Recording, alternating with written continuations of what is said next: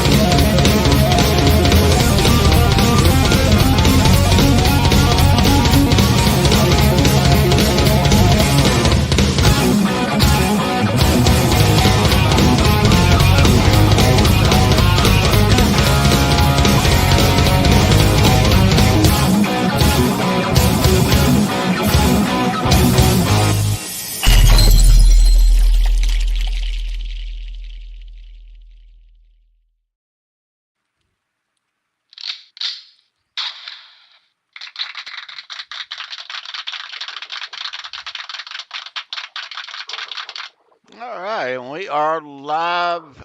It's Wednesday, January the 18th, 2023. Fruitcake Tony Keith Campbell along Wednesday. Yeah, Keith, what's happening, Oh, yeah. dude? Yeah, happy hump day, everybody.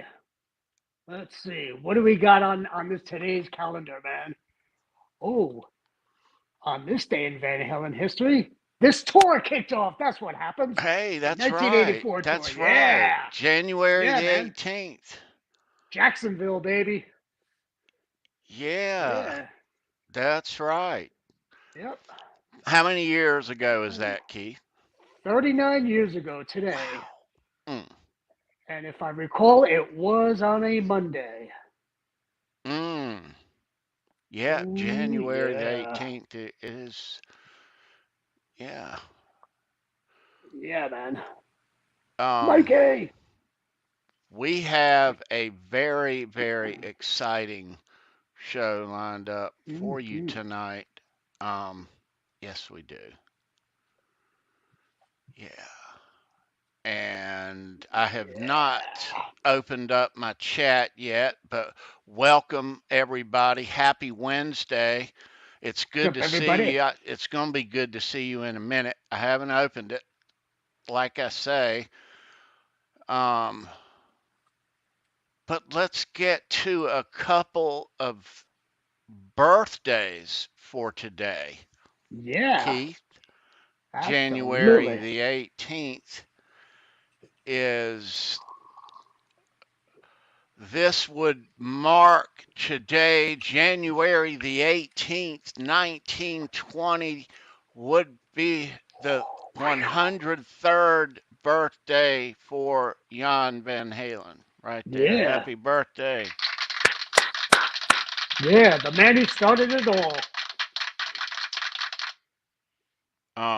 Yeah. Got it all started with the song and a dream, just for Yeah. the boys. Mm.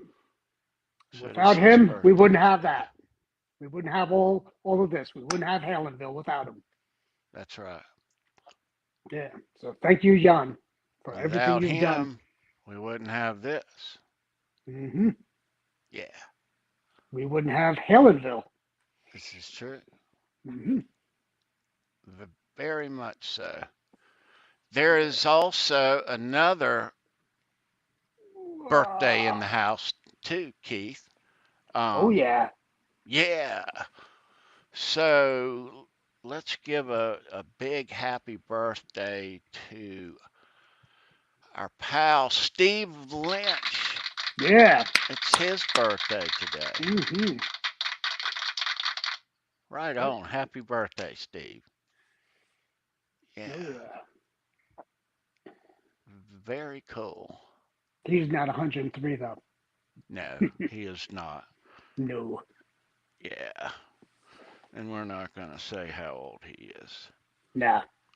Yeah, But he's doing good. He's doing well. he is. Yep. He's a young guy still, Hmm.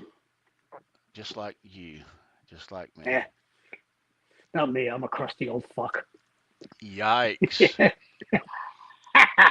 We're young at heart, dude. Yeah, we are. All day. Whoa. But yeah, today, January the 18th, is um, two birthdays. Yeah, Yeah, dude. man. And marked the start of the 1984 tour in Jacksonville. Hmm. Yeah, That's right. Yeah, I actually right have a on. whole bunch of friends and family whose birthdays in the past 2 days too. Woohoo. Yeah. My friend Jasmine's birthday. Happy birthday. If you're out there watching Jazz, happy birthday. Love you. Then yesterday was my sister's birthday, Kim, and my godson Keith's birthday as well.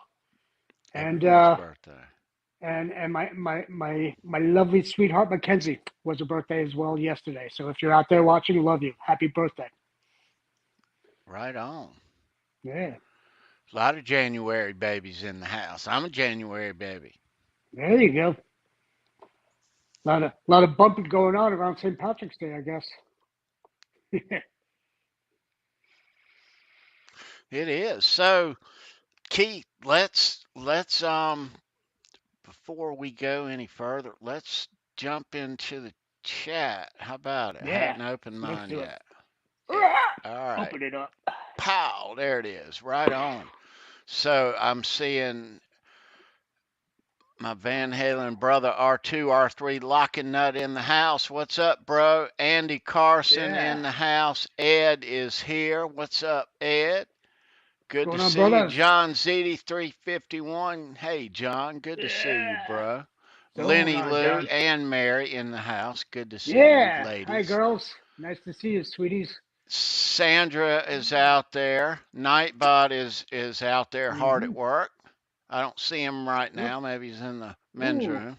Um, Do I see? yeah, Yes, I do. I see some butt cheeks in the crowd. yeah. Yeah. Brendan B squared is here. What's up, dude? Uh-huh. Dan in New Jersey is here too. Dan, hope you got your goodies. Hope you enjoyed them. Yeah, let's see. I'm scrolling up. I'm gonna scroll Oh, back down.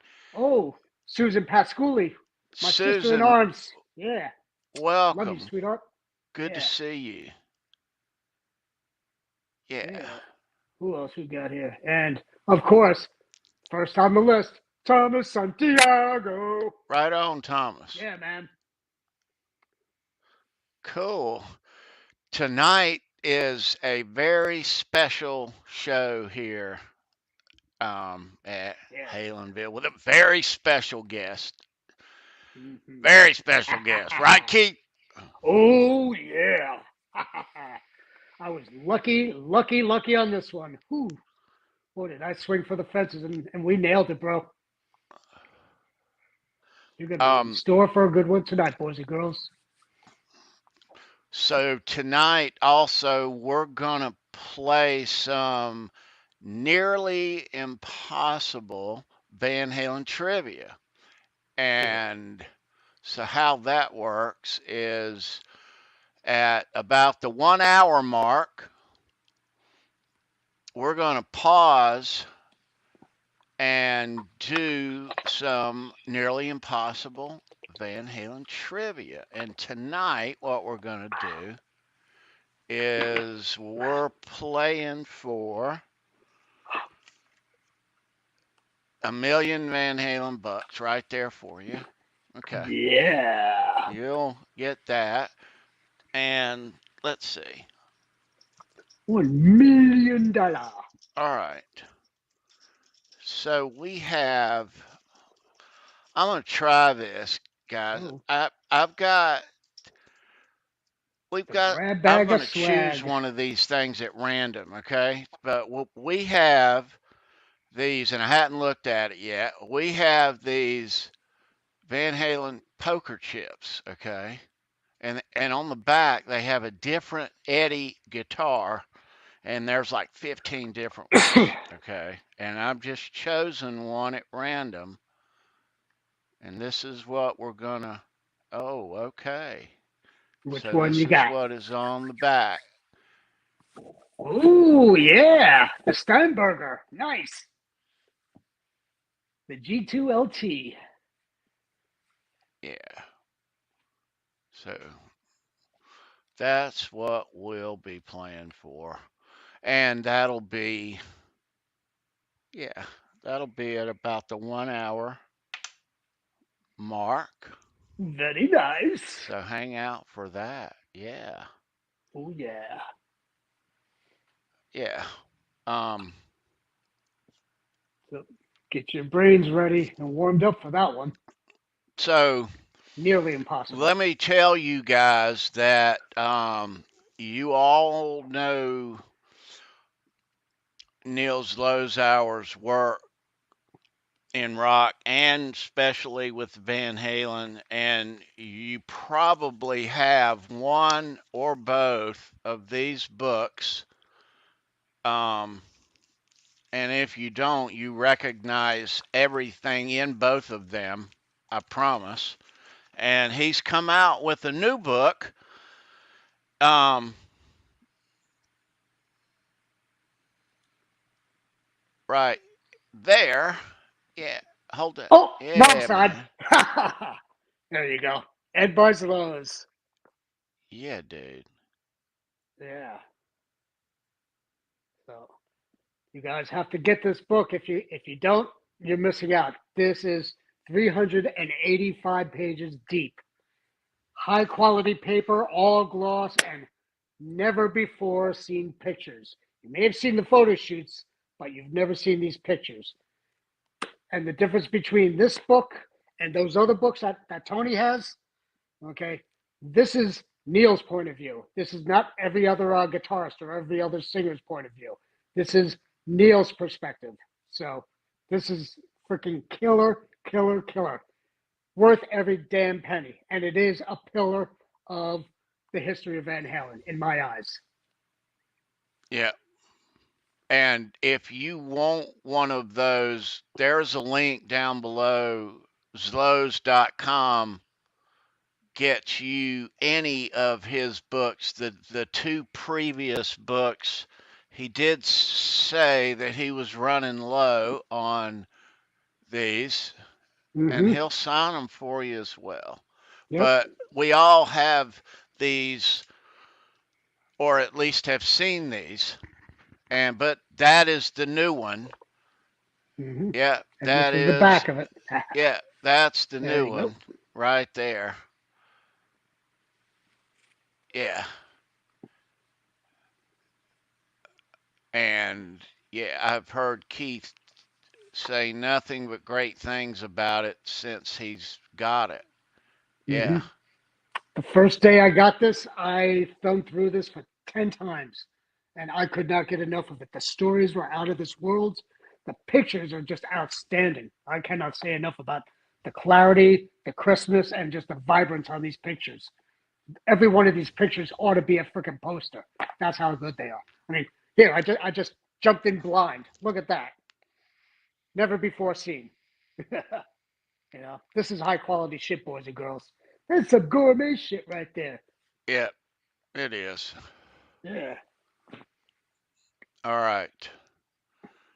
Now, all right. Let me get my bearings here. Where are we at on time? All right. So we're about at 14, 15 minutes in Cool. here, guys. Again, thanks for joining. It's January 18th, 2023.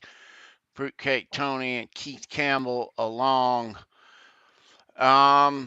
Our guest tonight, the great Neil Zlozower, he came to visit Halenville last night.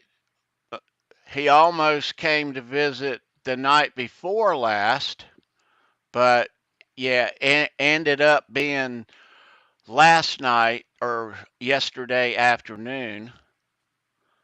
But we have an hour and 15 minutes with Neil and Keith and myself, and we're going to pause it at about the top of the hour. Okay. In about 45 minutes from now, we'll pause it. You'll hear the sound of the drill trivia time. Oh yeah.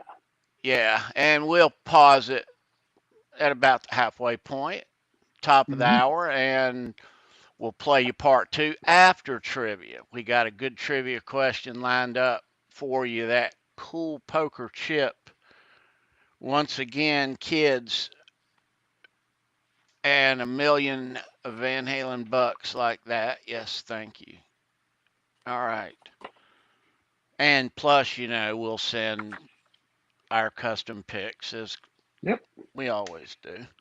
Because you're always going to get one of these.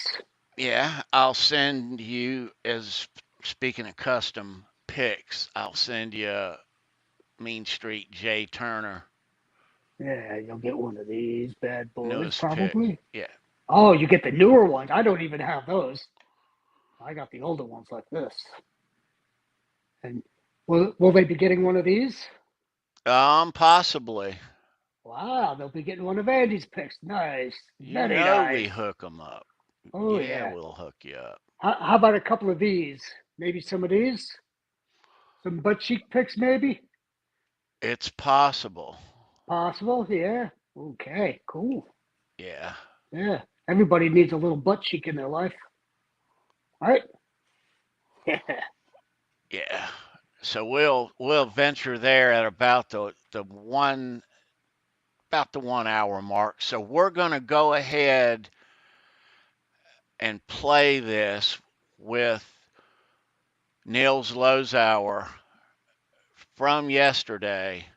I hope you enjoy this. We certainly did. Oh, Um, yeah.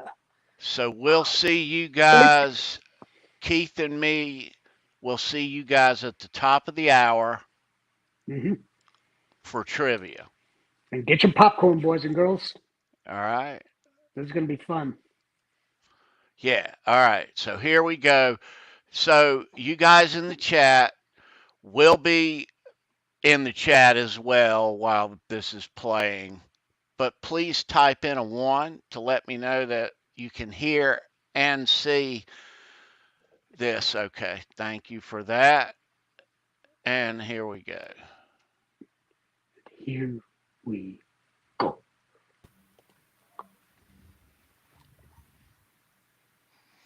All right. And we are with the legendary rock photographer Neil Zlozower.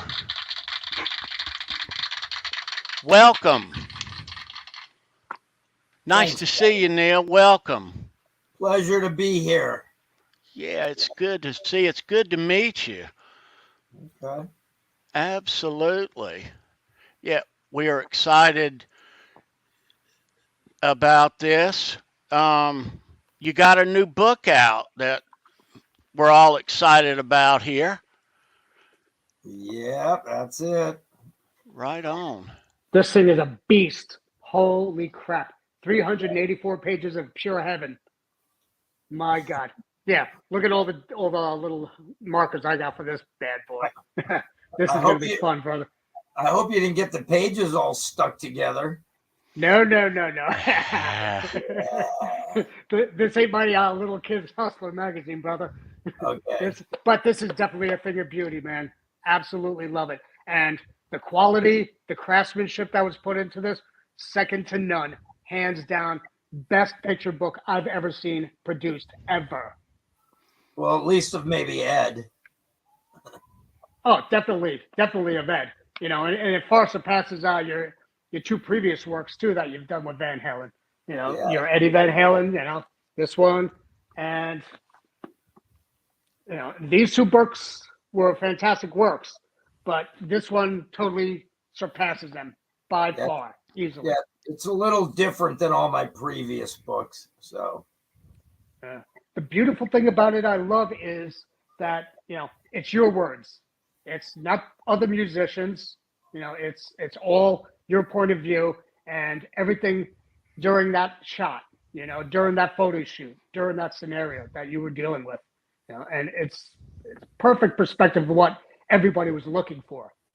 Yeah. Well, that's sort of my take on how I got started with them and what I felt happened in my relationship with the band and what I saw happened with the band, and just some personal insights to what went down in my eyes and what took place as, one of the biggest, baddest American rock bands ever to grace this planet. Fucking Absolutely. A, brother. Fucking A, man. Okay, let's start off with your background, okay? How you got into photography, where you started, where you grew up for starters, because you remind me a lot of where I grew up in New York, New York City suburbs and stuff. But you didn't. You grew up in Southern California, right?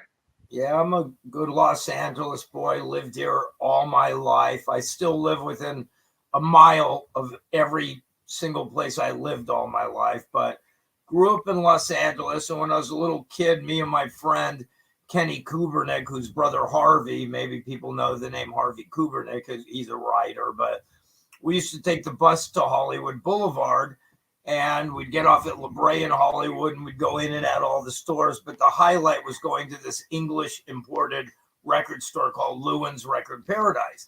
And they used to sell like imports of the albums that we could buy here in America, but they had the English versions, which maybe had a few different songs or had a different album cover. And, I always liked the visuals, but we couldn't afford the imports. Those were $7. An American record. This was before DVDs, CDs, not even cassettes.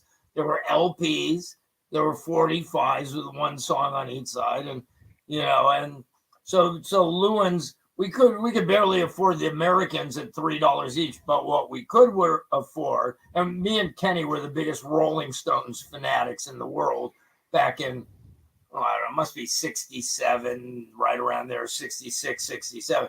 So what we could afford were the 8x10s of the Rolling Stones that they used to sell at Lewin's Record Paradise. They were 50 cents, $1 each. So, me and Kenny be, look at Brian Jones, look at his hair. Key looks so cool. Oh, Mick, man, look at Mick. He's the baddest. So we'd buy 2 or 3 of those, take them home and hang them on our bedroom wall. So one day my aunt and uncle came down who lived in Palo Alto, and I had a cousin who lived there. I'm like, hey, what's Cousin Rick doing these days? Oh, Cousin Rick. Oh, he bought a camera. He's shooting photos. So, being 14 years old, well, if Rick could buy a camera, I could buy a camera. So I was working at my dad's liquor store making 50 cents an hour. And by the way, no offense, this stuff's all old news to me. I've said it a million times. You probably may have heard this over and over. But anyway, so working at my dad's liquor store, making 50 cents an hour, work 10-hour days, walk home at the end of the day with $5 in my pocket. Some guy came in the liquor store one day, had this camera in a paper bag, put it on the counter. Hey, anybody here want to buy a camera? I'm like, so I saw the camera. I thought it was the coolest thing in the world. So I bought it. Let alone did I never figure out how to work it.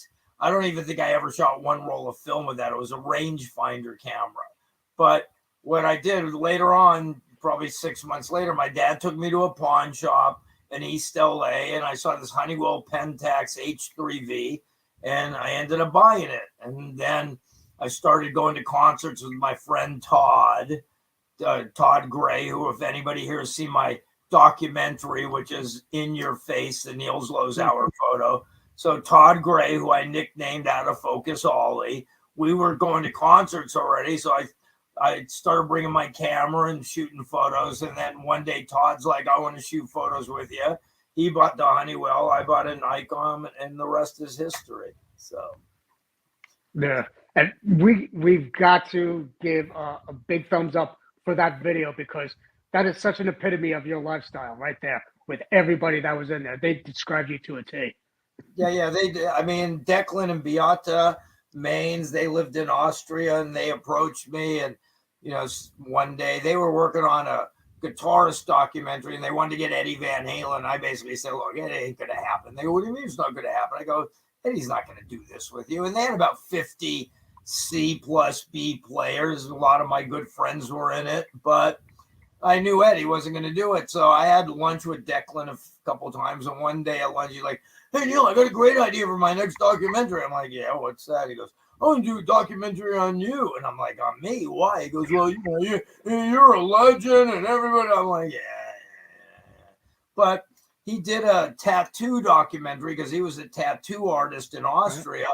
and I watched it one night, and it was like I love the way Declan shot it. It was like it was like guerrilla style shooting. He didn't light things, and if he went to a dingy club with a 50-watt light bulb, backstage or whatever, that's what he shot the tattoo artist with. He didn't make it look like it was the Tonight Show with Jay Leno or something with the perfect hairline and the cheesy background. So I really liked his style.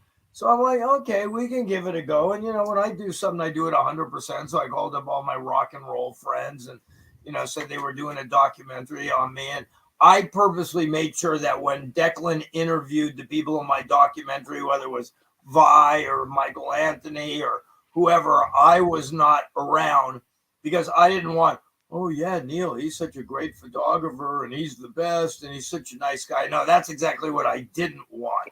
I wanted all the dirt and all the garbage and crap and filth and nastiness to come out. So, and he got a great, and the editing job Declan and Beata did was just fantastic. They did a great documentary. I mean, along the way, we butted heads for a while, and it almost didn't come out, but we finally came to terms. And I mean, I love Declan and Beata. They're two great people. Too bad they live in Austria. I never get a chance to see them anymore. But so that's the way that came about. Not because I was looking for someone to do a documentary on me. I could care less. But I couldn't ask for a better documentary. I mean, there's a couple rock and roll photographer documentaries out there, and one guy I won't mention, I can't even sit through the 2-minute trailer.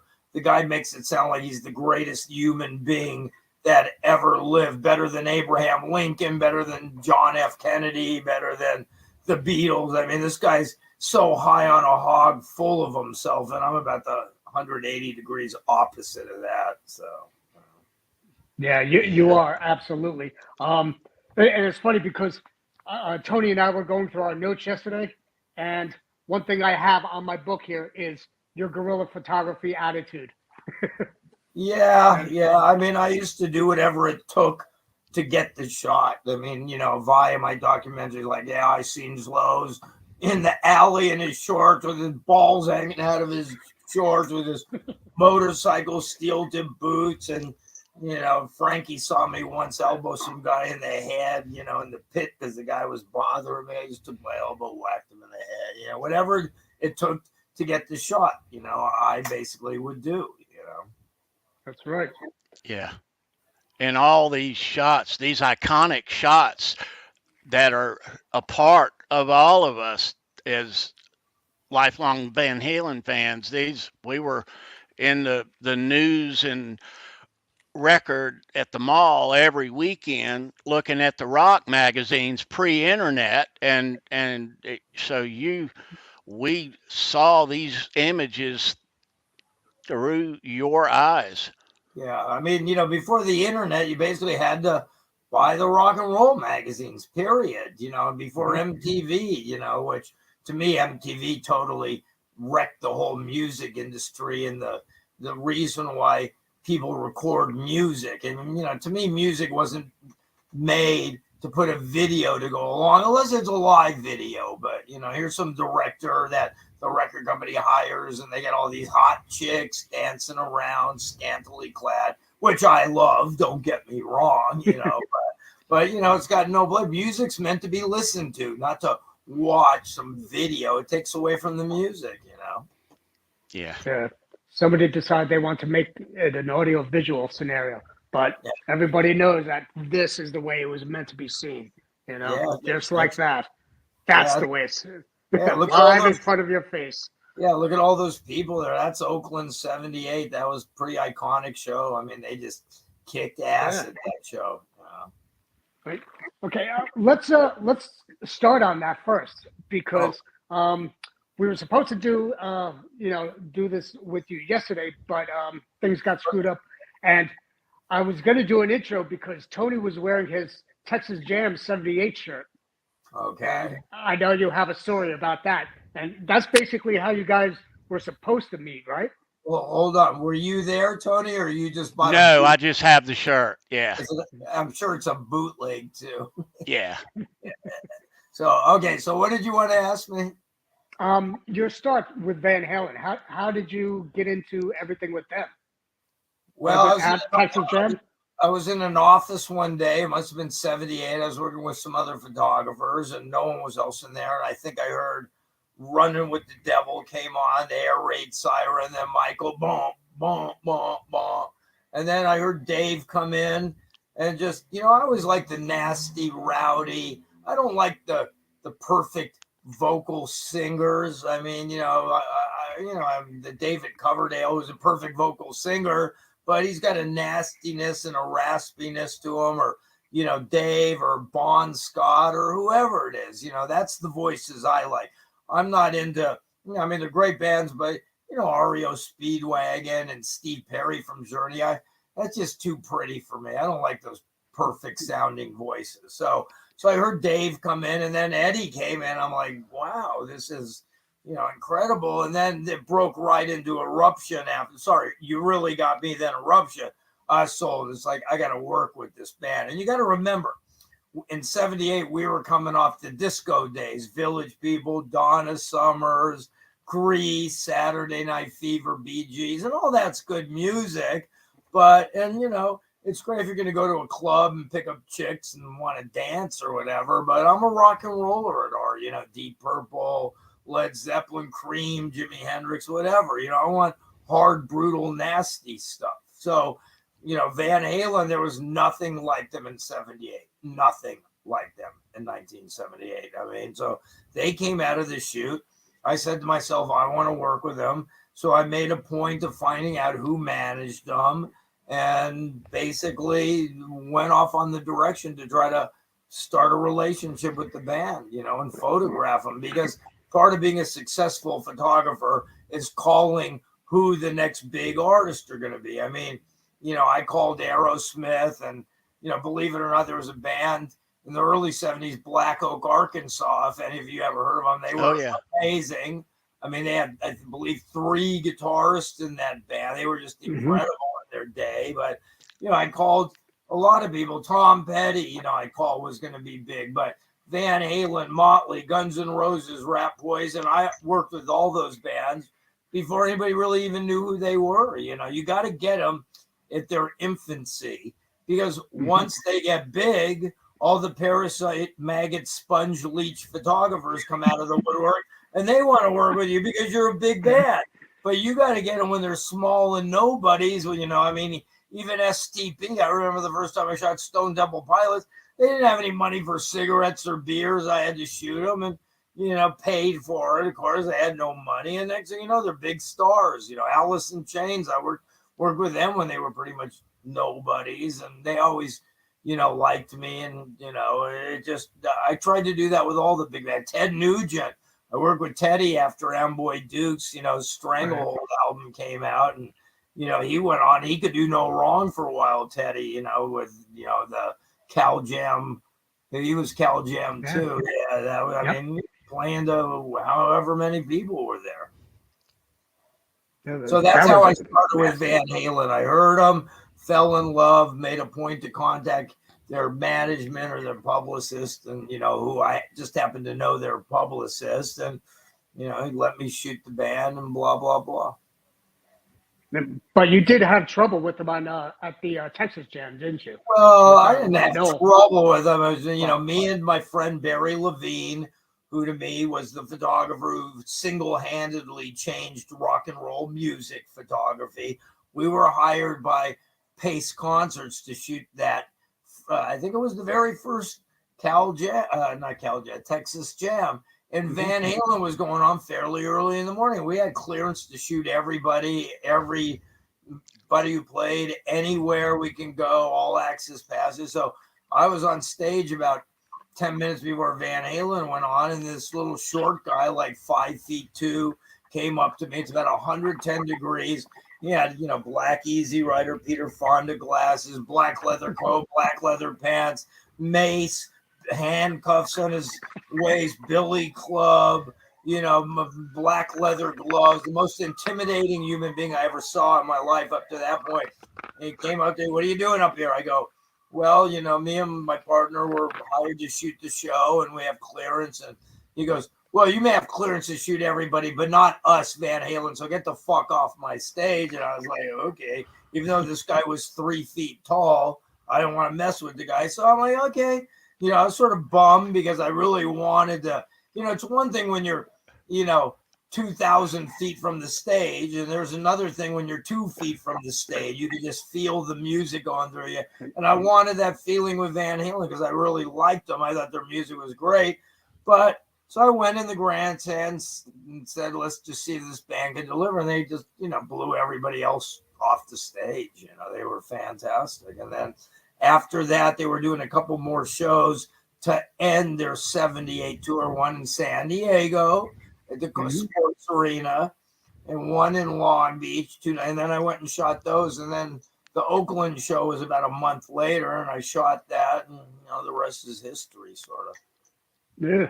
And then getting to that show. I mean, come on. This is the shot that you were looking for, and you finally got. Well, I mean, look at that. He's looking at me on stage like, can you believe this, Zloz? Like, we're playing to 70,000 people out here. I mean, it was just that was a great day. That was I mean, insane for just an opening band to be able to do that was off the rails. Yeah, I don't think they were the first opener. The funny story is I used to go shoot Van Halen, or I used to shoot a lot of those Day on the Green shows, and it seems like AC/DC was always the opening band. And I'd be like, I don't want to go shoot them. I don't want to shoot some fruitcake band. No offense, Tony Fruitcake. I don't want to go shoot some gay band. And then, once I realized they were the band that did Sin City, I was like, you mean I could have seen them and shot them like 50 times, and I never did until I saw them on Midnight Special one day during a rehearsal I was shooting that. And I was like, then I fell in love with AC/DC. I saw him once with Bon in 79, and then he died. But, they used to open all the time, all the shows, and I thought they were just some fruity band or something like that. Yeah. So. Yeah. Wow. And they were opening that day too. And then, meantime, you were sitting there doing this shot, doing these shots with these guys. Yeah, backstage. that's the first shoot I ever did with them backstage in Oakland, 10 minutes before they went on. I mean, you could see how primitive Dave sort of looks in that photo, Yeah, sporting the guy liner. Yeah. I mean, but they still had that look like, we're gonna be big fucking stars. We're gonna conquer the world, and they did. I mean, you got to have that feeling in you. Yep. And then you got Bill Graham right there in between them all. Yeah, Bill, good old Bill. Yeah, I mean he was a master back in the day, man. All of his work that he did. He was a visionary, Yeah. Yep. He took Woodstock and just made it a yearly thing, basically. Well, I don't know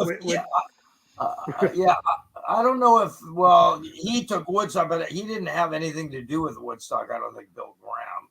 No. But he took the idea of it and he just said, "Okay, we could do this into a stadium deal." Yeah, every week, I think. Yeah. Yeah, basically, yeah. He was doing it all the time. It was legendary. But I mean, you've got such epic shots in here. You've got your shots from your Long Beach show, your sports arena shows. I mean, right here. This one right here. Yeah, that's a Long Beach or San Diego. Not quite sure which one's which, but yeah. After 78, I don't think I ever saw Ed play that guitar again, though. And I can actually confirm this with Chris Gill, too, because he was at those shows as well. And he said that this was the San Diego Sports Arena show. Okay. Yeah, so he was part of it, just like you were. Growing into the tour, though, you got to do that shoot with him afterwards. Did you have to consult with the band on releasing the photos? How did you build your rapport with them? Well, I think after after, I'm trying to think, it's many brain cells ago, but I believe, so their publicist was an old guy named Bob Gibson. He used to have a publicity firm in the early 70s on Sunset called Gibson Stromberg. And they by far did all the biggest bands, the Rolling Stones, T-Rex, Emerson, Lake and Palmer. So they were the publicist from. So Bob was the publicist later on. Now we're going probably another 5, 6, 7 years later for Van Halen. So I called up Bob, said, Bob, I really want to work with this band. You're the publicist. Okay, Neil. So he gave me passes for Long Beach. And back then you could basically shoot the whole show. There wasn't any of this 3-song shit. But I can't remember if it was after Oakland. I think Oakland was coming up and the band wanted me to come up there and shoot. And I said, listen, can we do a little 5-minute thing before you go on backstage? So basically I had to go into Bob's office at some point. I can't remember if it was after Oakland and Long Beach, after San Diego and Long Beach and before Oakland or even after Oakland. But I did the shots and basically the band wanted to see him because I'm sure they had no good photographer up to that point. They weren't a well-known band. They weren't, a multi-platinum band. So I brought the shots in. We all met for the first time. It must have been before Oakland. So we all met for the first time and they saw what I did at Long Beach and San Diego. And then they asked me to go up to Oakland and then they had a little more faith and confidence in me. And it's funny because when I met him in the office, they acted like they didn't know who I was. But Dave later told me, yeah, dude, I know who you were. This is probably 5 years later. I used to read all the magazines and see your photograph. But he acted like, he didn't know who I was. I've had a few bands come in there to my studio. One of them is a friend of mine. He's a baseball pitcher, Randy Johnson. I had to shoot him because he plays drums. And he came to my studio, and he was a little cocky. And, he walked in. I don't pay attention to baseball. So he's looking around. I basically didn't even give him the time of day.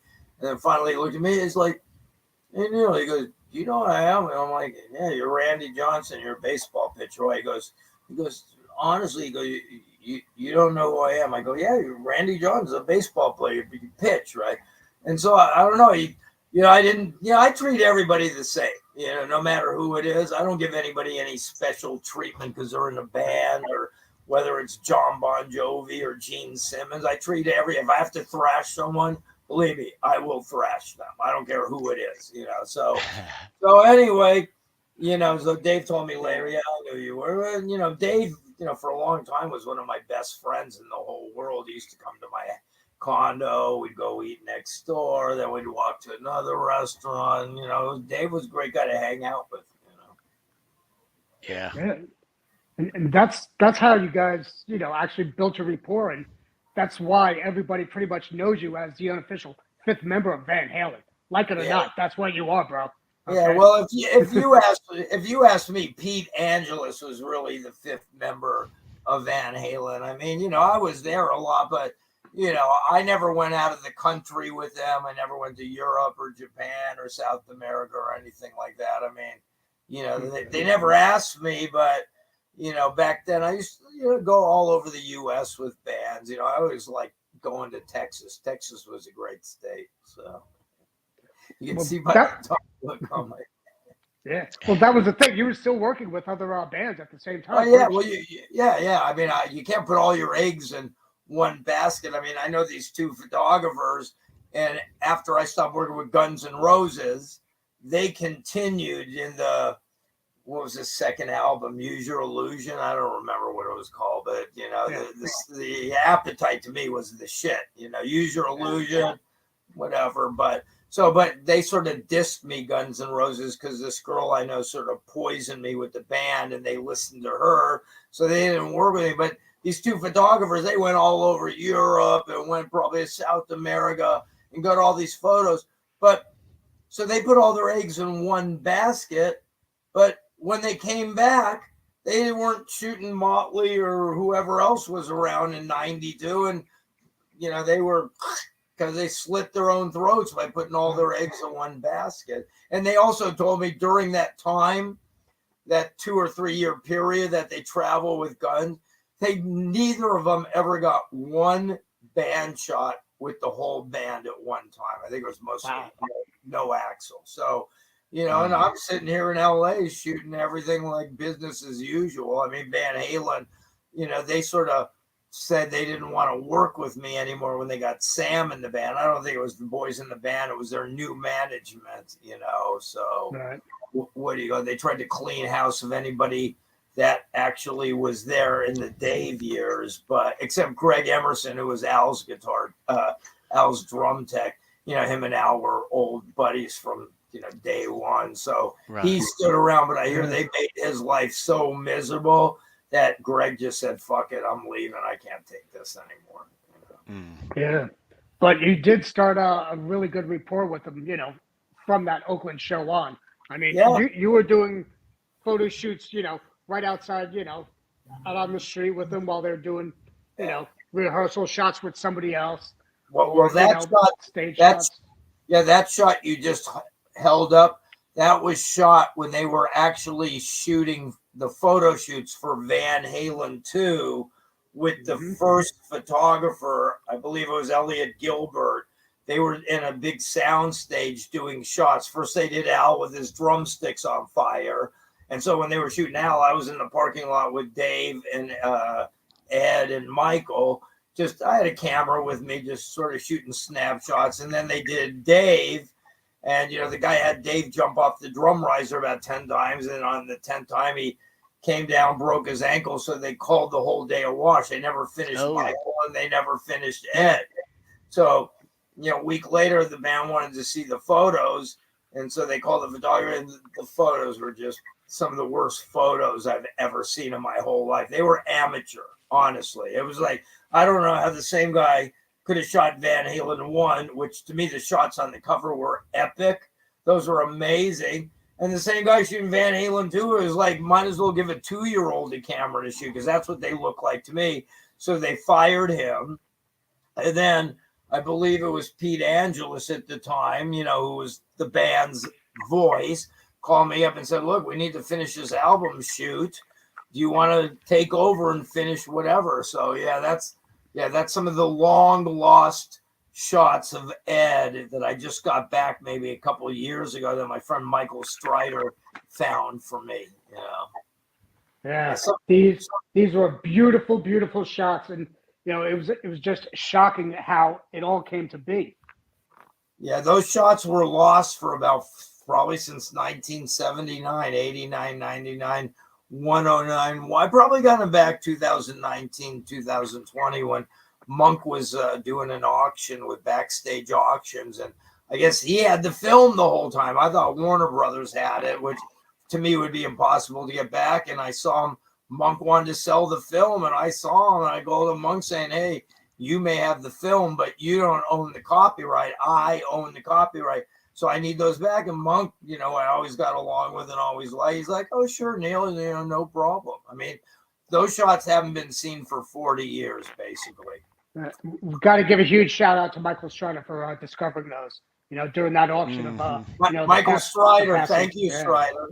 Yeah. Thank you, man. Yeah, I'm a friend of his, and I got to give it up for him, man, because he is, you know, a huge fan as well, and he just like, you know, is always on the hunt for stuff like that. Yeah, he's one of my policemen. I got people all over the world policing my photos. If they see something like for sale on eBay or something, they're like, "Hey, Neil, is this yours?" And then I go to eBay, and they take my shit down within 1 day. eBay's great when it comes to taking bootleg counterfeit stuff down. I mean, when Eddie died, I'd go on eBay and I'd have 200 fake bogus items taken down a day. You know, there were bootleg shirts and signed autograph photos. I can tell all you people out there, if you buy autograph shit on eBay, about 98% of it's all fake and all bootleg. So don't believe, oh yeah, that certificate of authenticity. Dude, you can buy those in a store and any idiot can sign it. That means absolutely nothing. Unless you see a photo of whoever, whether it's Nikki Sixx or David Bowie or David Lee Roth signing the thing, don't believe it's real, period. Mm-hmm. That's all I'm going to tell you about there. Yeah. Let's get into this famous scenario here. Yeah, good old Sunset Sound. Yeah, their old stomping grounds. Early on, everybody thought that, this was them recording Van Halen too, but we all know after the fact now, it was a setup shot. Yeah, it was pretty much. I mean, they're pretty much slobs anyway. I mean, if you ever went 5150 recording studio, the few times I was there, it was a total mess. It had a big screen TV, and part of it was just cracked and broken. Eddie probably punched it, or knowing Al, maybe Al did that. And if you ever went into Dave's room on tour, there was just shit all over the floor. So, I mean, that's a good simulation of what a Van Halen thing would look like. I'm not the most neatest thing. I don't know if you can see around my office. There's electric screwdriver here. There's bags here from Sharkies that I eat it every day, and my desk here is a mess. And but it's all organized. It's an organized mess. So yeah, they're at their most comfortable when they're in that kind of element. Like a frat house element. Yeah, my ex-wife, she'd come in, get your feet off the table, and don't touch those walls with your dirty hands. And look at this sink in the kitchen. There's a drop of water here. I'm like, it's a fucking sink. The water splashes around. It's like, I can't deal with that shit. Yeah. Like living in a museum. Let me ask you this, Neil. Steve Rosen talks very highly of you when he brings you up. How long have you guys known each other? I've known Steve since about 1973. 50 years. Wow. Yeah. Is that your longest relationship that you've had with anybody in the profession? Well, probably Out of Focus Oliver, Todd Gray, I've known since we were in junior high. Wow. He's probably one of my oldest friends, and that's backstage in Oakland that day when I think I introduced him to Ed, even though he told me he met Ed somewhere at the Whiskey. I think the girl who used to work there, I think her name, not Sylvie Sim, Michelle Meyer, introduced Steve to Ed, but I don't know how much they did. But I think, I don't know, you'd have to ask Steve. I think it was really that day in Oakland where Ed really got, Steve did a lot of work for Guitar Player magazine back then. And obviously Ed, being an amazing guitar player, probably wanted to get in Guitar Player. And I think 79, he was his first cover on Guitar Player. So. Yeah, his work on that tour, though, was just like headlining. He was just off the rails because this was what everybody was looking for, and they were expecting a Guitar Hero. They got a Guitar Hero to the 10th square, though. Yeah, it was insane what he was doing. Yeah, no one played like Ed. I mean, in '78, no one had that sound. No one did the picking that I could remember like Ed. I mean, no one played like Ed. Yeah. He totally changed the game. He was the game changer for the age.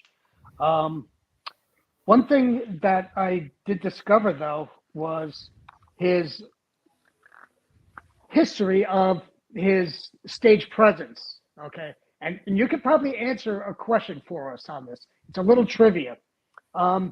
We all know him for his jumps, right? Wait, what? Eddie for doing his splits in the air, doing his scissor jumps.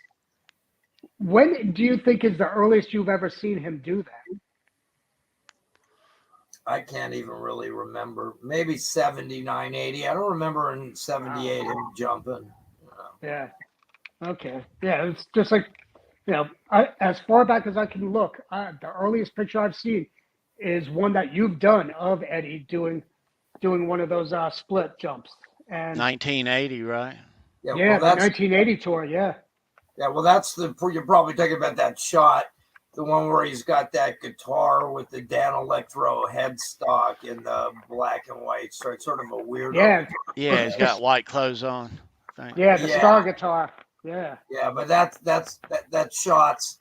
I mean, that's to me the epitome of Ed jumping. He's right here. His teeth are razor sharp. Yeah. He's got this look on his face like he's killing it. He knew what was going on. Yeah. You know, and before that tour even started, though, I mean, this is the epic shot of Eddie. Come on, everybody knows these. That is, yeah. I mean, my goodness, that's Yeah. iconic. And there's that guitar you're talking about. Yeah, just before he painted it, you know. Yeah. I was actually painting that guitar on the floor. I think I was painting that for Ed. You know, I was painting cars for a while just as a hobby. I collect cars, restore them. And one day I saw that. I was like, Ed, why don't you paint it? Well, I go, let me paint it for you. So he gave me the body. I primered it. And I think I painted it white, you know, and then he was going to tape it up, and then I was going to paint it black. So when you take the tape off, you'd have the black guitar with the white stripe. And then, you know, about 3 weeks later, I went to Ed, hey, Ed, where's that guitar? I want to finish my own. Dude, I don't know. I got all fucked up. I don't know what I did with it. I think he left it somewhere. You know? Yeah. The Snake Dragon. Yeah. This ended up on the cover of Guitar World magazine, his first interview. Yeah. I mean, I don't know if he ever played that guitar. Yeah, it looks cool. I mean, if you like it, but it probably plays like shit, you know. He actually did. Eddie could make it. Eddie could make any guitar sound good, you know. Yeah, he did play it on that '79 tour. He actually opened the tour with it. I never saw. I don't think I have one photo of him ever playing that guitar. Yeah. There's video of him playing it at Fresno when they first started the tour, and he began it with that, and it's just like you could tell the difference. Though you just like you said, it didn't sound right. And he didn't play it a lot. You know, he ended up switching over to the Bumblebee and whatnot, and then painting the Frankie Red, of course, afterwards. Yeah, well, I got shots of him playing that Les Paul too, which he played for, you know, in 1980. I don't know if I've seen him much later than that. I mean, he had played the white Les Paul in '78 for a bit. All right. And then I think, you know, that one. Yeah. It's a nice guitar. That's a '59 Les Paul he played there. You know, he did some beautiful work with that guitar. Yeah. One of my favorite shots, though, '79. I'm going to go back a little bit. Actually, was it '78 or '79? Your Christmas photo shoot. Yeah. Oh yeah. I just saw one on eBay. Someone was trying to sell it. I had to make sure it was the real deal, but there's a picture on the back where it said Van Halen production. So someone got that somewhere. I have one of those somewhere that they signed to me.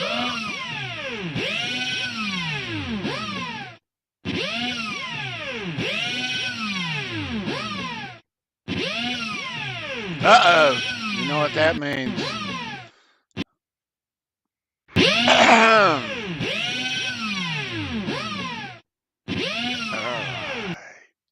Okay. All right. Right on. So we are going to do a round of nearly impossible Van Halen trivia. Where is it at? There it is. Yeah. All right. And like we say, we're going to give you this Van Halen $1 million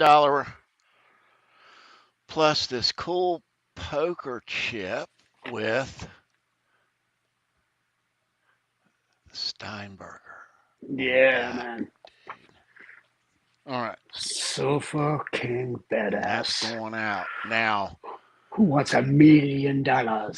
So hold tight because we are at the halfway point with halftime our interview with Neil Zlozower. So part 2 is after trivia. We have it right where we just left off there. If you're just hopping in since, welcome. Yeah, we are gonna we're gonna venture in. Let's find it.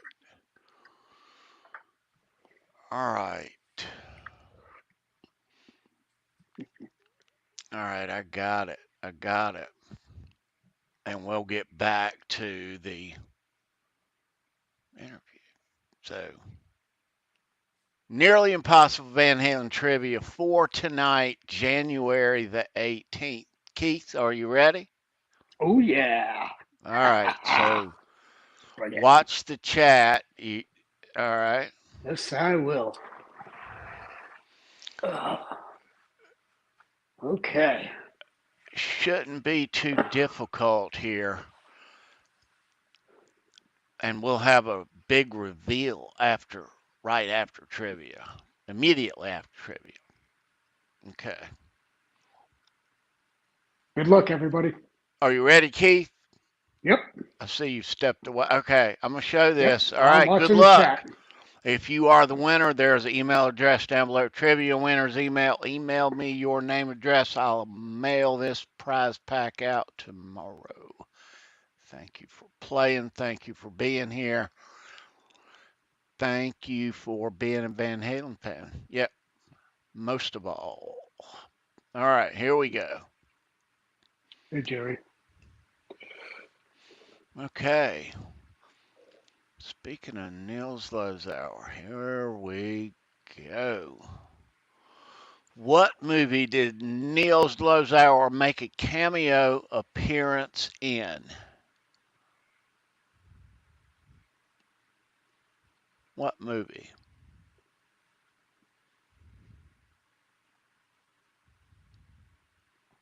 Bingo, right off the bat. Oh my God, that was too easy. Andy Carson. Right on, there it is. Yep. Sorry, Ed. Your streak has been broken, Ed. Andy, Sorry, Ed.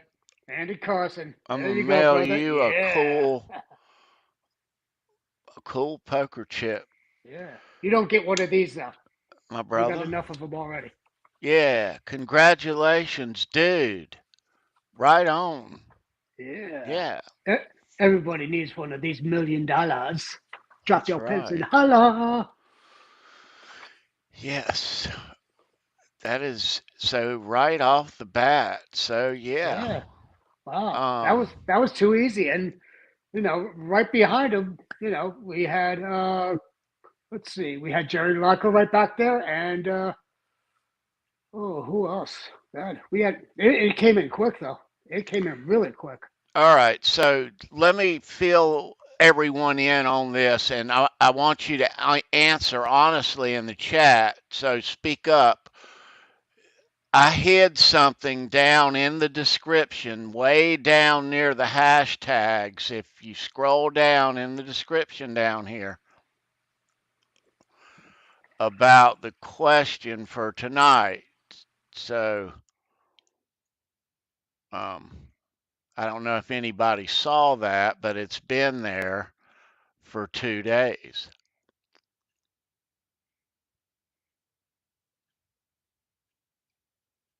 Yeah. He's dropping the little Easter eggs again, boys and girls. Be careful. Keep your eyeglasses on, and always be watchful and mindful of everything in the description. Because you never know. And let me say this too. To get this book and any of Neil Zlozower's books, go to zloz.com and it'll come right up. Mm-hmm. And he'll answer you right away and he'll autograph it if you like. And yeah, that's the latest one right there. Yep. Yeah, right on. Just love this. I mean, look at how thick that beast is. It's Yeah, as thick as the other two books combined. yeah, Covers and all I on that. know. I know. These other two of his are like, yeah, you're right. Come on. You're not going to find these pictures anywhere except in this book.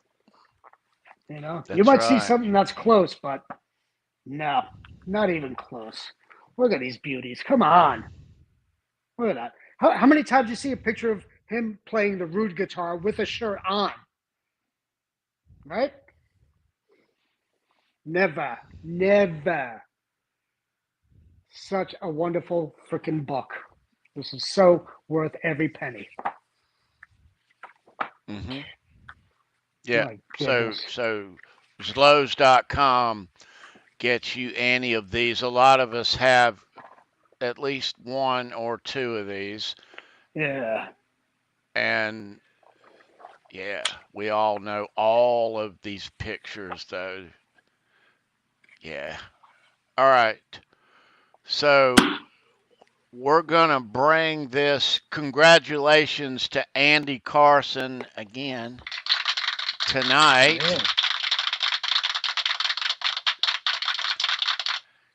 Yeah. Yeah. Yeah. Station 5, Station Chattanooga, 5. represent. Yep. Oh, honey badgers don't give a fuck. Going in for the kill. Andy, you rock, dude. Right Yep. on, man.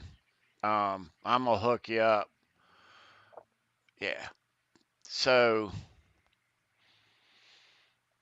all right, we're gonna ease into part 2 of this, Keith. Okay. Yeah. So, Ease guys, in. enjoy the rest of this, and we'll see you when it's finished. And we're at about the halfway point right now. So we'll Yep. see you in about 30 or 40 minutes. All right.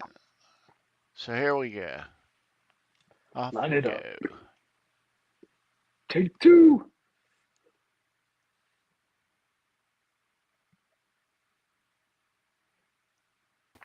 Yeah. They were handing those out as Christmas cards, huh? Oh man. Nice. You were asking me, Keith, about a couple of the photo shoots.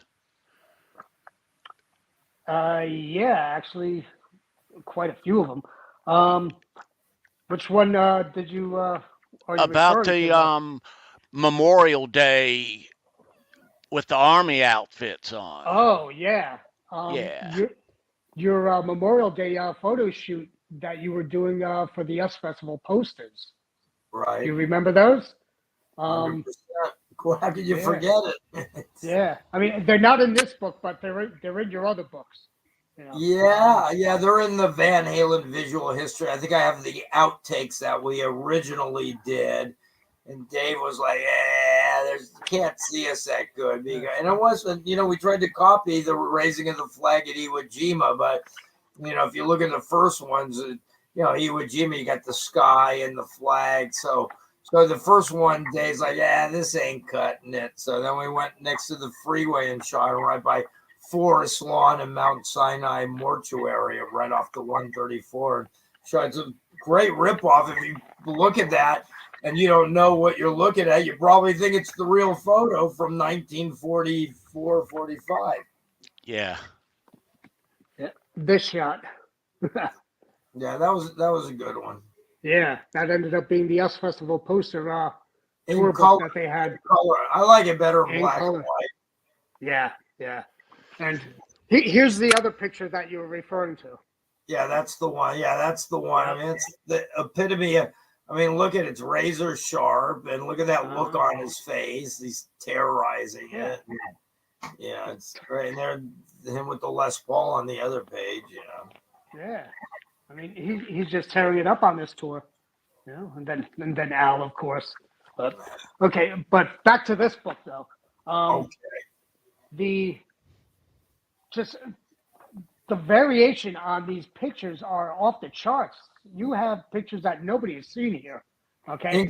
Including me, because just to let you know, so I always used to gravitate towards the same photos. Throughout the last 40 years, people are, wow, we need Eddie Van Halen and Guns N' Roses. And so I had an Eddie file, and I go there and just pull the same shit over and over. But when we started working on that, my art director, Daniel Gray, he said, "Nah, Neil, we're gonna go through some stuff, and we're gonna look at everything." So he started in 1978 and went all the way till 1998 or 99 and looked at every fucking sheet of photos I ever shot. And he pulled stuff I never would have thought of picking, period. It just, so some of these photos I've seen for the first time in this book too. They've never been seen before, period. Wow. That's the beauty of this book. These are never before seen pictures. They may be from certain concerts or certain clicks of your shot, but I think these are more live than the iconic shots that everybody knows. You know, because they show the epitome of Eddie live. Yeah, that one there with the black and white guitar, I don't even remember seeing him ever play that. I don't know how many times he's played that guitar, but And yeah, I think he usually played Eruption, or not Eruption, Unchained with it. If the Circles guitar was out of tune or something, but you'd never see him play that at all. Really, it's just We tried to, for all the guitar junkies out there, we tried to show Ed playing as many different guitars that I had photos of Ed playing. So, oh, you succeeded very well. And then, of course, your photography on these have always been nothing but less than stellar. It's just show the cover with these boys. Again, Keith. Show us this cover. Now, this is Neil Zlozower's latest book, Ed by Zloz. Edward Van Halen, photographs by Neil Zlozower. We will have the links posted, so hit the links, folks, in the description and get yours today. Yes. Yeah, I love the back of this. This is hysterical. We tried to show Ed was a funny guy. I mean, he had a good sense of humor. That was from '79, and the Ed I knew in '79 was different than the Ed I knew in '84, and different than the Ed I knew in 1999. But he had a good sense of humor. He was a jokester. Yeah. One thing I did notice about this, though, you cover your book here. Yeah. Okay, and we discussed this last Monday, comparing it to this cover. Same photo shoot, different color on the jackets. Yeah, my art director on the first book changed the color of Ed's shirt, which I don't even know how he did that, honestly, but he did it. The Ed by Zloz, that's the color of the shirt, not the one on Visual History. Yeah, it's pretty interesting. And, your collaboration with your previous publishers compared to this, is that what made you want to go solo on your own book? No, was it? I mean, my first publisher was Chronicle Books in San Francisco, and they did 1, 2, 3. They did 5 books with me, and I was happy with everything they did. I mean, but back then it was a different day and age for books. Okay, so originally they gave me a lot of upfront money, so I got a piece of every book that was sold after, but that piece went back to repaying the upfront money. Okay, so the thing is, what do you call it? And they did fine. They were good, but Borders went out of business, and I think stiffed my book company for it was either $2 million or $4 million. And then Best Buy stopped selling rock and roll books, so that was a big no-no for Chronicle Books. So as they kept on doing the books, by the time the Eddie Van Halen book came out, A Visual History, like the Van Halen book, they printed 35,000 books. And when they sold 30,000, they printed another 15 or 20,000. By the time Eddie came out, they only printed 15,000 books, and it was like $5 less list price. And then when they told me 15,000 books, I go, "Are you guys crazy?" I go, "This book's going to sell out right away." Well, we're a little, we lost a lot of money with Borders. So we're only going to bring 15,000. My books always came out around Christmas time. So that book came out at like the beginning of November, whatever year. And by December, it was sold out. So if you went on Amazon and tried to buy the Eddie Van Halen book, it basically says this item temporarily out of stock. Okay. So Amazon didn't get the next shipment until April the following year. The damage was already done. Okay.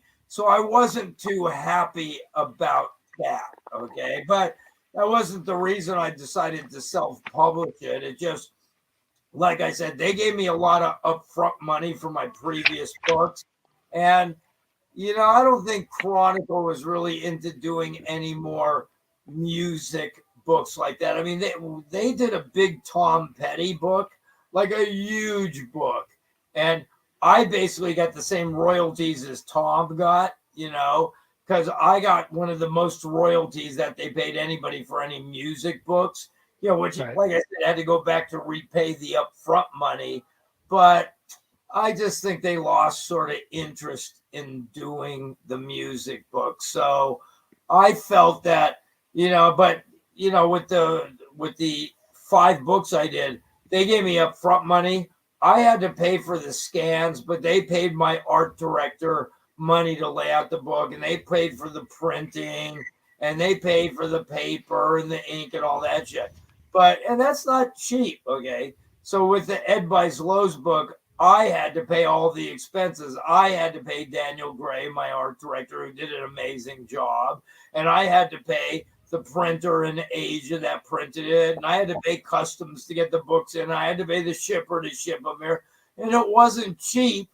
But there's no eBay selling it. And there's no Amazon. If people want the book, for a while, they could get it from my friend Jeff Hausman at Van Halen News Desk or whatever, Van Halen store, but he would buy them from me. But he sold them for the same price as I sold my books. But if you bought them from Jeff, you got a book for $150. It wasn't signed. All my books, I personalize to whoever signs them. So if Mary buys a book, I sign it to Mary unless Mary tells me, oh, it's for my husband, Keith. And then I have an email thing on my site that says, if this is a present for someone, write down the name you want it personalized to, and I will personalize it to that person. So, yep.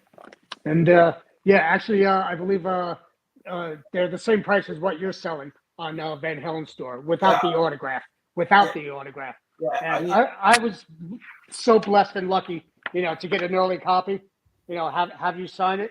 And then on Monday, of course, got to go see Steve at the book signing, and he had signed it also. And did you definitely, get Daniel? Oh, yes. I got Daniel to sign it also right here. Okay, because Daniel's a big part of that book, Absolutely. He was so huge. And I had to give it up for him at the book signing because he was so instrumental for both of your books. And he was thrown aback, and he was so gracious to spend so much time with me. And I cannot give enough credit to him for the work he did on your photography. It's off the charts. Yeah, I've never seen a book like this.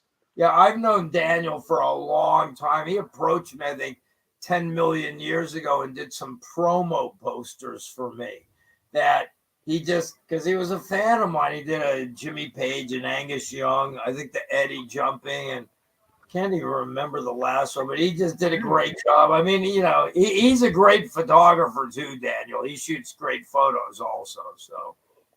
He also said that he barely had to do any retouching on any of these pictures either. I think he said about 40 of them. I did most of it, but I wouldn't call it retouching. I would just call it cleaning up fingerprints, dust marks, scratches, because that's the actual film. I scanned it right here on my little Nikon Cool Scan scanner. I didn't send it to a big professional photo lab. And then my stuff's been handled for the last 40 years by magazines and whoever. So anytime you can hold the slide up to the light and you go look at it and it looks fine, but when you scan it at 1300%, those dust marks and fingerprints also get scanned at 1300%. So right. And the beauty of these are just, it's off the charts. I mean, look at these. Yeah, this was during the 82, I guess, rehearsals. Yeah, that was actually at some gig somewhere during sound check. Dave would be like, "Hey, I want to do a photo shoot." Okay. So. Yeah. Oh man, but the one thing I could always go back to was your ability to pull their humor out of a photo shoot. You know, Yeah. just to have them goofing off and just like laughing their asses off. You had that rapport with them, which was such a rare thing that you would ever find with a photographer and a band, ever. Yeah. Well, see, nowadays with these digital photographers, since there's no film and processing and they aren't money conscious about shooting tons of stuff, you just put in a 200 gigabyte memory card, you can shoot thousands of photos. But the photographers now, they'll be shooting just click, click, click. There's no interaction. It's almost like they're scared to say something. Me, you can tell by how long we talk. I got a big mouth, so I try to pull out whatever I can personality wise, whether it's Motley or Van Halen or Kiss or whatever. It's not just no interaction and just click, click, and when there's no interaction, the band, I mean, they're bands. They don't know how to pose. They aren't professional models, so they get up there and they just stand. What do you want me to do? So that was a Pretty Women video. That was a fun one. Oh yeah. What was your camera of choice? Did you always shoot with the same camera? Yeah, no, I was a Nikon guy back then. Yeah. Which model? Well, I was using Nikon F2s most of the time, motorized F2s with no built-in meter. I'd always use a little handheld spot meter or whatever to take my readings, or if it was with a flash, I'd use a Minolta flash meter to do my readings. So. Okay, yeah, because I mean, just your live shots alone are just off the charts. Yeah, that's one Daniel fished out of my archives. I don't even remember even seeing that until Daniel came by. As a matter of fact, my friend Randy Johnson, the pitcher, he saw that photo and he bought a huge print for his house of that one. I mean, it's like, that's an unbelievable shot, unfreaking believable. And these are just like some of you've got 384 pages of this stuff, plus all your stories, and then you've got the beautiful ones from the US Festival on top of it. Yeah, I don't know if that's the US Festival because Eddie looks too close to the amps behind to be. I mean, he wore the same thing, usually every night the band wore the same things, so I think he wore that for some of the US Festival. This was an outfit he solely wore for the US Festival.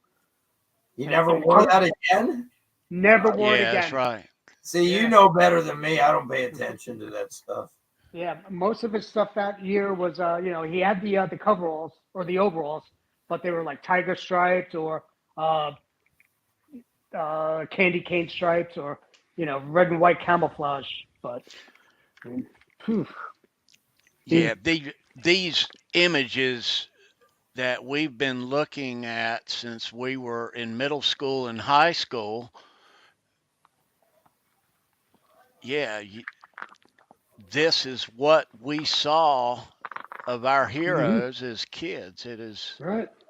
Yeah, well, I was a fan too. I mean, I listen to music going right now. I just have it turned down low. But from the second I wake up and I'm in the bathroom brushing my teeth and taking a shower, I got music blaring in there. Yeah. Here's one that everybody remembers from the Cream magazine photo shoot, because they did a commemorative issue just for the US Festival with Van Halen. And this was on the cover.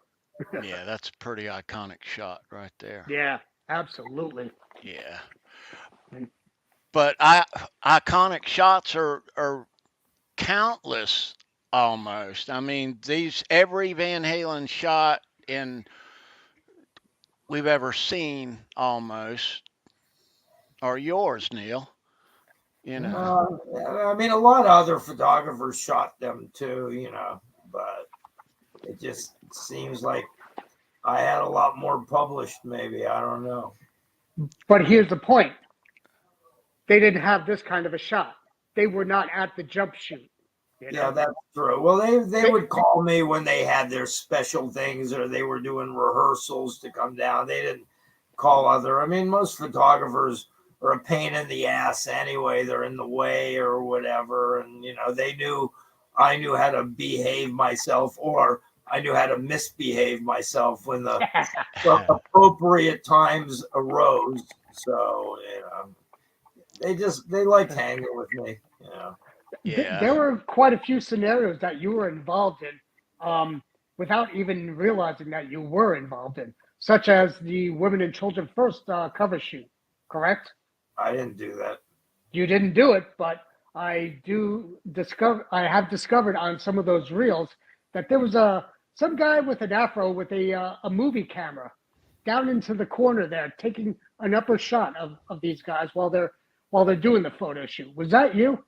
No. Were you there during that? No, I know Norman Seif, but I wasn't. Sure. Okay. Yeah. The thing is, look, the band always called me, but when it's time for a band, no matter what it is, whether it's Fleetwood Mac or whoever, they have their photographers that they like. Okay. But once a year, when a record's coming out on, say, Warner Brothers or Elektra or Atlantic, okay, that's when the art director at the record company has his one chance to add his say and say, well, you may want Zlozower, but we have this new young guy, and he's really cool and really hip, and he's on the scene, and we really think you'll like his work, so we want you to use him. And the band can go, look, we don't want to use him. We want to use Zloz, but this is the record company that's putting out your record, and they got to promote it and work it.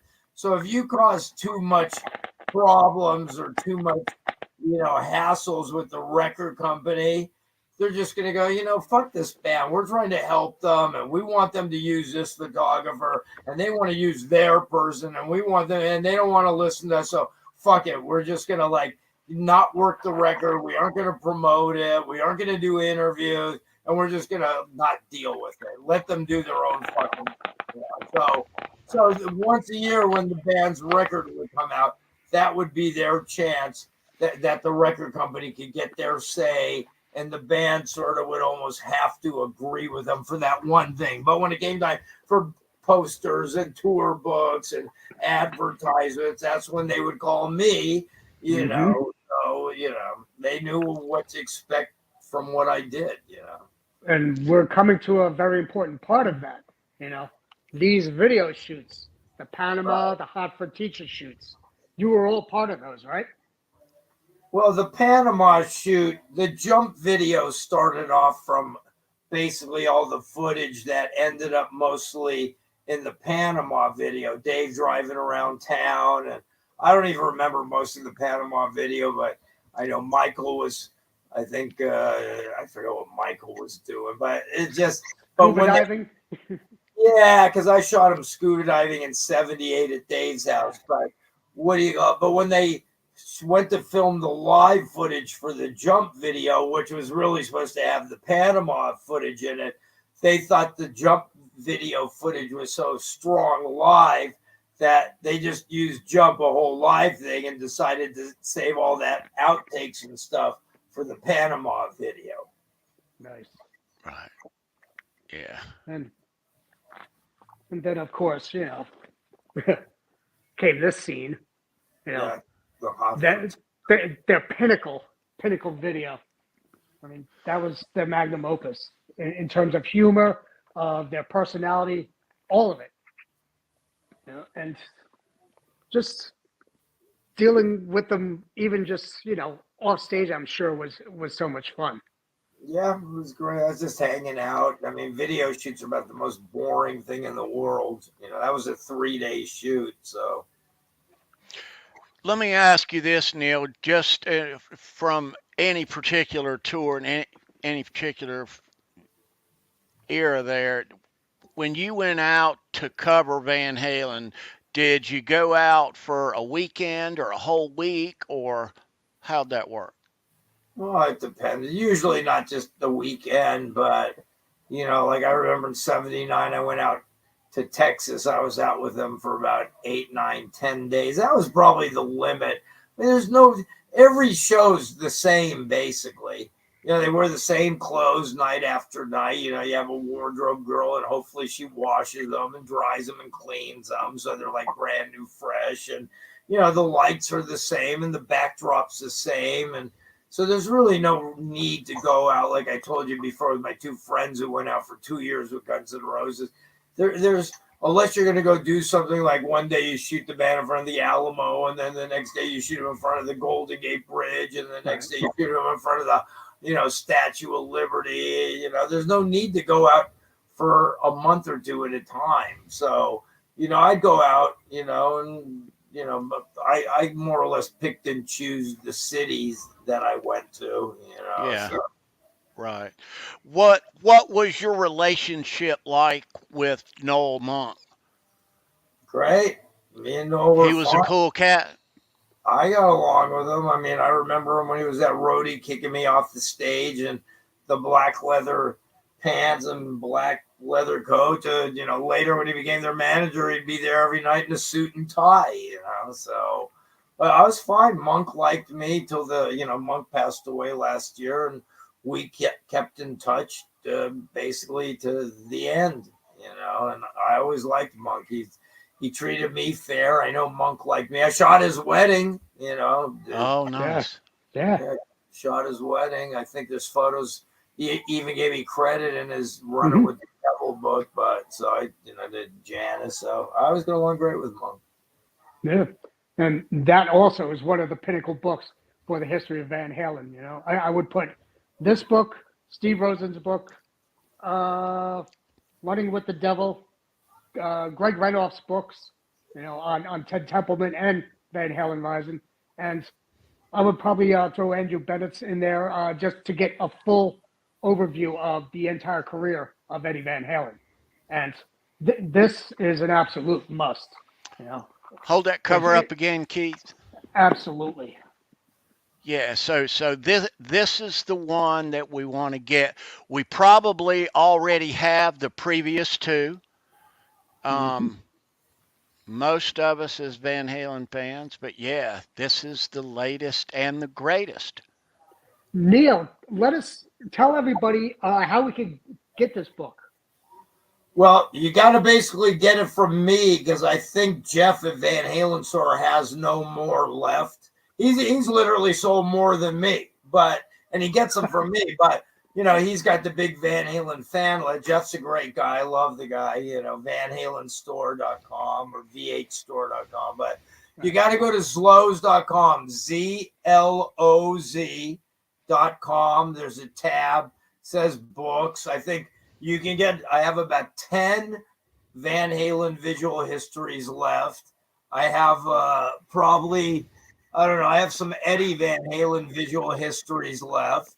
And what do you call it? But I still have quite a few of the new Ed by Zloz book left. So if you guys want them, just shoot me, PayPal me or whatever. I don't know how you pay for them up there, but do that. If you want them for a gift, send me an email at the email address there, and I'll get you a book out.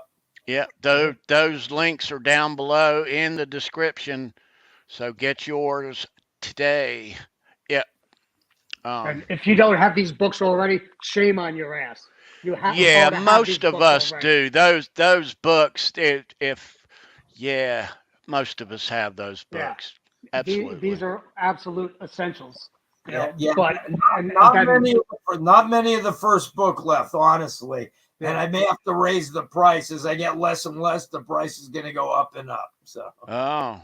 Yes, but this book is an absolute must. It may be a little bit more expensive, but it is definitely worth it. And the quality of the paper, the quality of the photographs, the high glossiness of it, it is, far and beyond better than anything else that you've put out and anything else I've seen out on the market today. All right. Well, I appreciate the kind words, guys. Yeah. And one more thing too, the other two books that we love have both of that. The narratives that you read in there are from other people, but with this new book, it's all you. Yeah, it's me telling my adventure with Van Halen from day one to basically the last time I saw Ed. And Right. you still did get some time in when they were with Sam during the bounce. Yeah, I did. Once their manager, Ed Leffler, passed away, I was working with them again, and it was like I never left. But I didn't work with them that much. They were big stars. They were older, married. Things change. So, I did some work, but not much after. I mean, the prime years are 78 to 84. Yeah. You did get a chance to spend some time after the fact, and you did do, some shoots during the tour with them, and you've got some iconic shots here with Ed and Sammy, and it's just incomparable. I mean, Oh, look at yeah. these. These are phenomenal shots, all of them.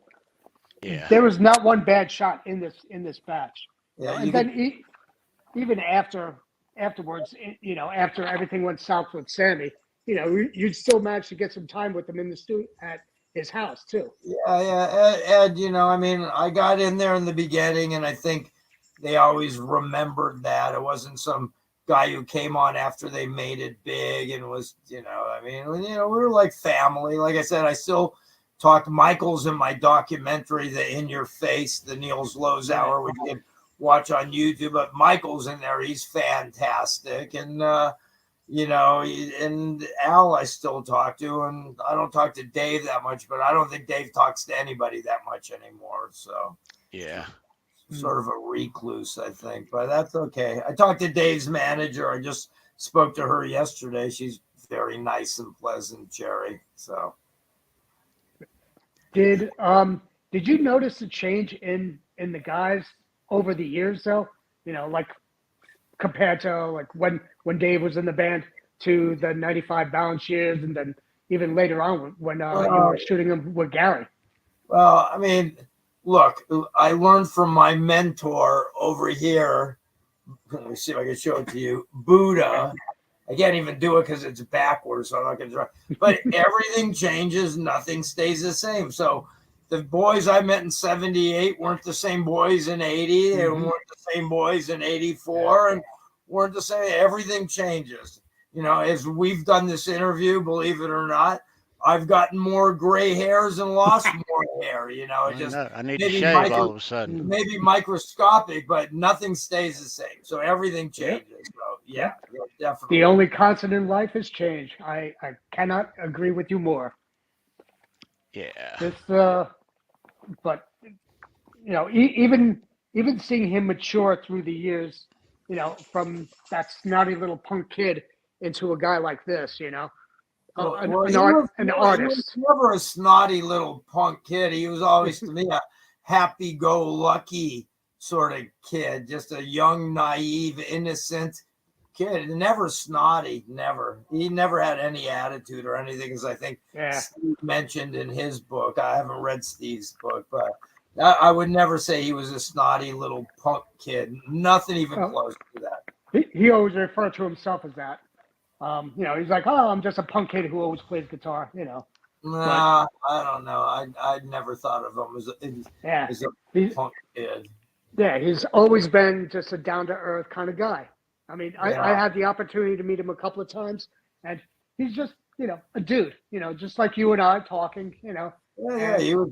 If you got him in a good mood, but if you got him in a bad mood, let's just say I butted heads with him a couple times, and it was not a nice thing. I'll remember it till the day I die, but it was just, that was a bad period for Ed. Let's just put it that way. He was in another planet back then, that 2005. But his evolution was, very memorable because I had a similar life that I had gone through like he was. I was going down through a dark path, and then I came through it, and my life started getting back to normal, and I started to actually have a good life.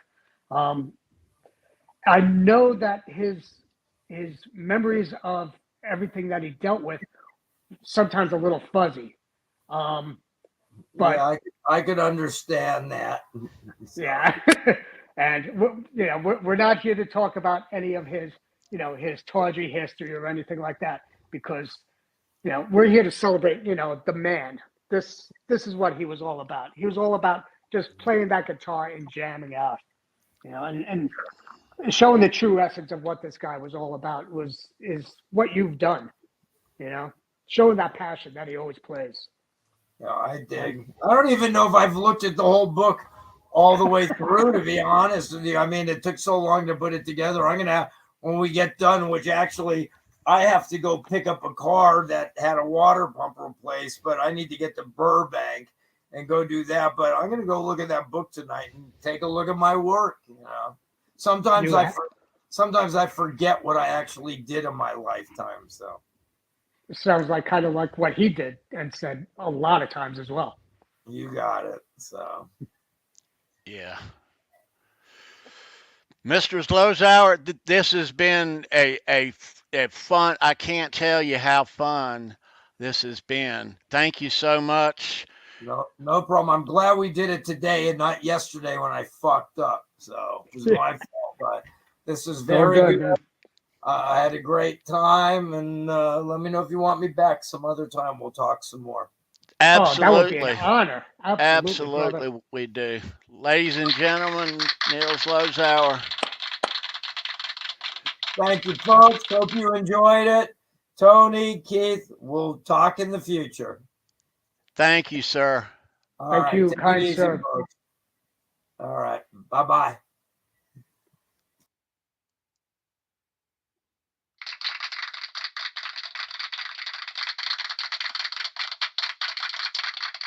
Right on. That was fun. You're muted, bro. Sorry about that. Were you pins and needles during that entire interview or what, man? What? Were you pins and needles during that entire interview or what? While we were doing it live? Well, not really. Were you? Yeah. Little voice in the back of my head was like, "Okay, don't screw this up, man. This is Lowe's, dude." No. But once you got settled in, it was just like, oh man, it just flowed. It was great to meet him. Yeah, it was great to meet Neil. Yeah, goodness. And that certainly was fun. Hope you guys enjoyed it as well. Yeah. Right on. So congratulations again to Andy Carson, trivia winner for tonight. Keith. Yeah, man.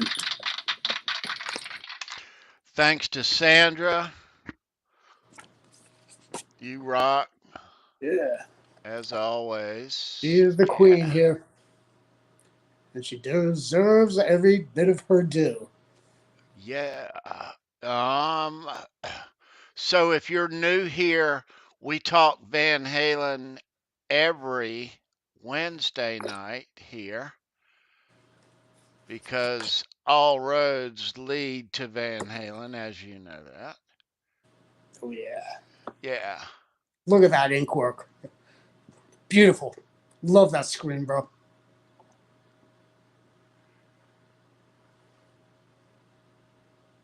All right. Let's see.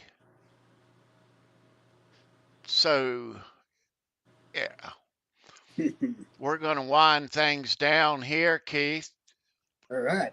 Let's remind everyone this Saturday on Show Me Your Pick, we will be recognizing the recent passing of Jeff Beck. Very nice. On Saturday, this coming Saturday, 9 p.m. Eastern, right here on the channel. Yep. And you've done one Show Me Your Pick episode with him before, previously, early on, right? Jeff Beck? Yes. We had Jeff Beck as part of a different show. It was Eric Clapton and me and Steve Rosen and Sandra. Nice. did that. Yeah, that was really early, episode 4 or 5 of that. Yeah, Yeah, I know. yeah. And that's really, really hard on Steve too, because he, has proclaimed, Jeff as his favorite and probably the best guitarist on the face of the earth. His words. That's even going up against Ed. And he loved Ed. Oh yeah. But Jeff Beck, if anybody has ever gotten a chance, pick up his book that he wrote on Jeff. Ooh, Hmm. phenomenal work. Yep. That was his Yeah. first book, if I recall, right? Um, I think so. Yeah. Yep, yep. And it wasn't received well either. Yeah. And he But told that story on that episode. So if you go back and look, the Eric Clapton, Jeff Beck episode, yep, yeah, must watch TV. back in the archives of Yeah. Show Me Your Pick. Yeah. Um, What are we up to? 131 episodes now on that? yeah, we are. Wow. We're looking at 131 this Saturday night. Very nice. Yeah, we'll be back then. But this has been some kind of fun, Keith Campbell. I can't Yeah, believe we were actually able to do this. This was a drop from heaven. yeah. Well, this was a span of over 2 days that um wasn't sure, and yeah. So yesterday, It was probably more than that for me. It was a week, you know, for me just to get up there for the book signing, and then meeting Zloz, and you know building up the gumption and the nerve to ask him, hey, listen, would you like to do a podcast with us? With Fruitcake Tony. Steve knows him, and just get him out here, and he'd be like, yeah, yeah, I'd like to do that, man. Come on, you got my email. Let's talk. And he was totally receptive about the whole ordeal, and I was totally shocked. I was so thankful for it. right on, dude. And then Daniel Gray as much. And I felt so bad because we had such a great rapport, getting along and talking to each other. And with the massive rain that we had that night, I was going to go out to Pasadena to go see Van Halen perform, and Steve was going to be there along with Daniel. And it was raining that Saturday night as well. And I wasn't going to risk it twice because it took me 3 hours to get from LA down to San Diego.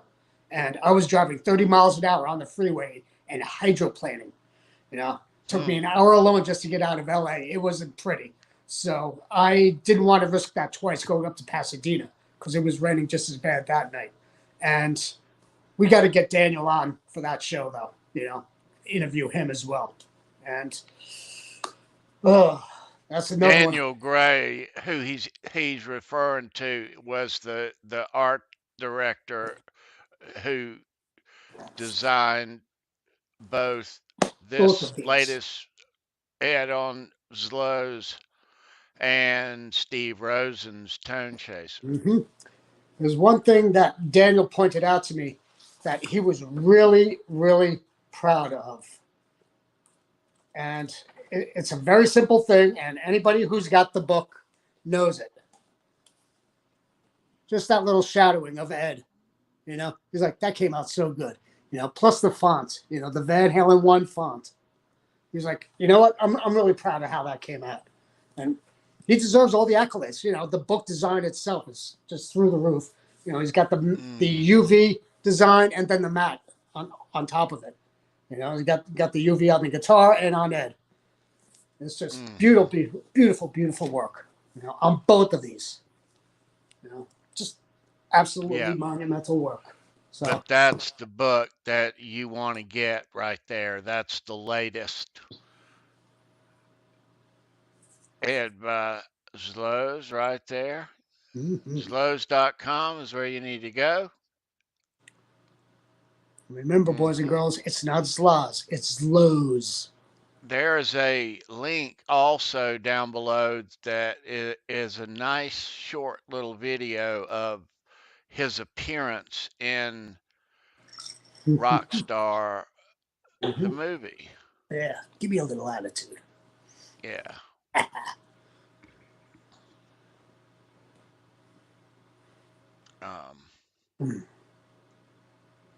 Yeah. So if you, during trivia, if you did go down and read, you would have read the clue I gave you. I just gave the answer. If you had read the whole thing, all of the stuff in the description, right at the end where the hashtags are, I gave the answer. I just gave it to them. So there you go. Here's Yeah. to do your research and read the description, boys and girls. Do your little homework, so it makes the trivia a whole lot easier. Not every week, though, right, Tom? Not every week. So, keep you on I your even toes. gave them a link too. Yeah. Yeah. Can't hand it to them. Gotta keep them on their toes. That's right. Yeah. But yeah, so do come back because we do talk Van Halen here every Wednesday. Yeah, we certainly do. All right. We're going to get out of here. Keith Campbell, Sandra, thanks so much. Everyone, thanks for watching. If you're new here and not subscribed, please hit the subscribe button. It's much appreciated. Thank you so much. Leave a thumbs up on the video, and we will see you right back here next Wednesday night for all things Van Halen. That's right. Cheers, all. Remember, have your Van Halen every day. It's like That's vitamins. right. Yep. Get yourself All a right. slice of Van Halen. Vitamin VH. Vitamin VH. Yeah. All right. We gone.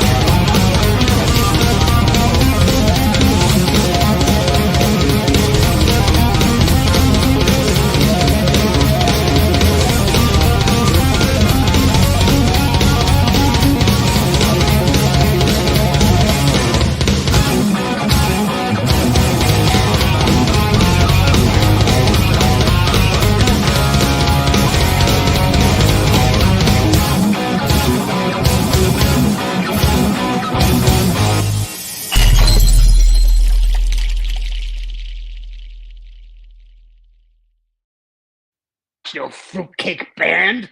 Huh. Sorry, Tone.